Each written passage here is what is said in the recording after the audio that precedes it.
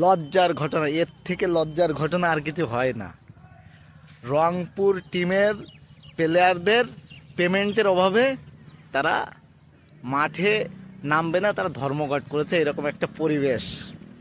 তাহলে আপনারা ভাবতে পারছেন, একটা লিগ, একটা দেশের একটা জাতীয় লিগ, বিপিএল লিগ, সেই লিগে প্লেয়ারদের পেমেন্টের অভাবে তারা মাঠে খেলতে নামছে না। এর থেকে লজ্জার কিছু হতে পারে এটা তো আমার জানা নেই। তো অবশেষে শেষ মুহূর্তে একটা চেক তাদের দিয়েতে, জানি না সেই চেক বাউন্স হবে কিনা, এটা আমার কথা না, ওখানকার লোকে বলছে যে সেই চেক বাউন্স হবে কিনা তার কোনো ঠিক ঠিকানা নেই। সেই চেক হাতে পাওয়ার পরে কিন্তু দেশীয় প্লেয়াররা মাঠে নেমেছে, কিন্তু বিদেশি প্লেয়ার যারা রয়েছে একটা প্লেয়ারও কিন্তু মাঠে নামেনি। তাহলে বিদেশি প্লেয়ার ছাড়া এখন হচ্ছে বিপিএল লিগ, বলে লজ্জা, এর থেকে লজ্জার কিছু হয় না।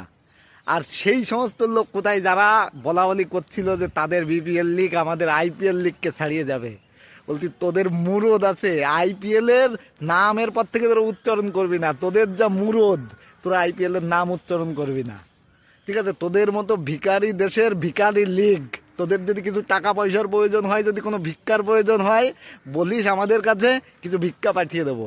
অন্তত পক্ষে প্লেয়ারদের, তারা যে এত কষ্ট করে খেলতে, তাদের টাকাটা পেমেন্ট করে দিস। তোদের তো সেই মুরদও নেই, আমাদের কাছ থেকে ভিক্ষাটা নিয়ে ওদের টাকাটা পেমেন্ট করে দিস। এইটুকুই বলবো, আর কিছু বললাম।